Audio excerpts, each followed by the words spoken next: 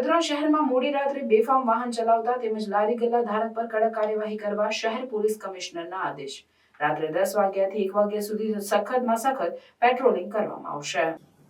શહેરમાં કાયદા અને વ્યવસ્થાને અસર કરતા ઇન્ડિવિજ્યુઅલ્સ, એન્ટી સોશિયલ એલિમેન્ટ્સ, ક્રિમિનલ્સના લિસ્ટ આપણે તૈયાર કરી રહ્યા છીએ અને આવા તત્વોને ઇફેક્ટિવલી કંટ્રોલમાં રાખવા માટે, ડામી લેવા માટે પોલીસ એક્શન પ્લાન તૈયાર કરી છે। આના ભાગરૂપે તમે ગઈકાલે જોયું કે શહેરના કેટલાક વિસ્તારોમાં સતર્ક એવા ટપોરીઓ, સ્મોલ ટાઈમ ક્રિમિનલ્સ અને મોડી રાત્રે સુધી સક્રિય બનીને લો અબાઇડિંગ સિટીઝનને હરાસમેન્ટ કરતા હોય એવા તત્વોને આપણે કેટલાકને દૂર કરી છે। પોલીસ સ્ટેશનમાં લાવીને એમને એન્ટિસિડેન્ટ વેરિફિકેશન, એમના પ્રવૃત્તિઓ અંગેની ચકાસણી અને જરૂરી ઇન્ટરવેન્શન કરી છે।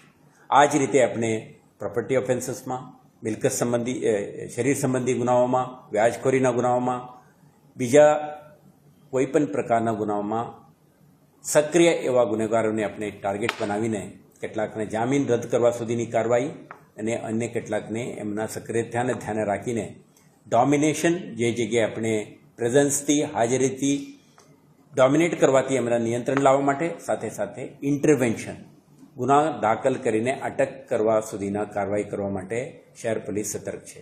ગઈકાલે આના ભાગરૂપે જ સમગ્ર શહેરમાં તમામ પોલીસ સ્ટેશન જ્યુરિસ્ડિક્શનમાં એવા એલિમેન્ટ્સને આપણે આઈડેન્ટિફાઈ કરી એમને આપણે ટાર્ગેટ કરી છે। આજે પણ આવા એક્ટિવિટી ચાલુ રહેશે। દરેક પોલીસ સ્ટેશન જ્યુરિસ્ડિક્શનમાં રહેતા ક્રિમિનલ એન્ટી સોશિયલ એલિમેન્ટ્સને આપણે જુદા જુદા તબક્કે રીતે આપણે ટાર્ગેટ કરીશું અને આવા તત્વોના પ્રવૃત્તિ ઉપર અંકુશમાં લાવવા માટે શહેર પોલીસ સક્રિય રહેશે। કુલ કેટલા લોકોને અત્યાર સુધી આપણે જે કાર્યવાહી કરી છે, અંદાજિત એવા કેટલા લોકો છે જેની સામે આપણે કાર્યવાહી કરી છે?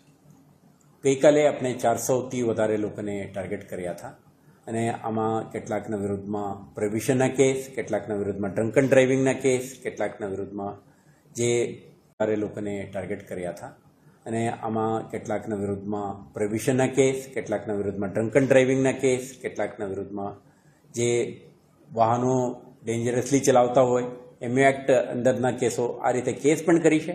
કેટલાકને આપણે વેરીફાઈ કરીને એમના નિયંત્રણમાં રહે અને કાયદાના દાયરામાં રહે તે માટે જરૂરી સૂચના પણ આપીને રવાના કરી છે।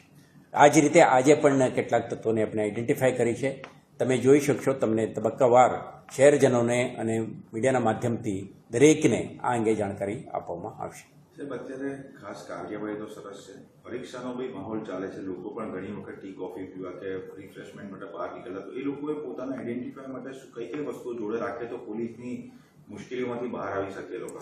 પોલીસનું આખા ઓપરેશન અસામાજિક તત્વો, ક્રિમિનલ અને એન્ટી સોશિયલ એલિમેન્ટ સામેનું છે।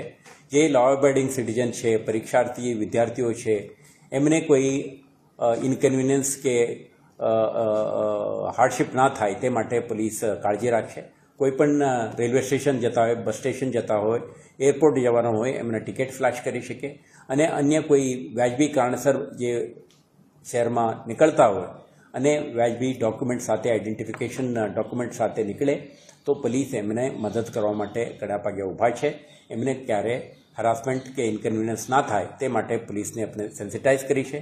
સંવેદનશીલ રહીને બાળકો સાથે નીકળતા મહિલાઓ કે વરિષ્ઠ નાગરિકો કે અન્ય લો અબાઇડિંગ સિટીઝનને કોઈ પણ પ્રકારના ઇન્કન્વિનિયન્સ વગર આ ઝુંબેશ આપણે ચલાવી રહ્યા છીએ।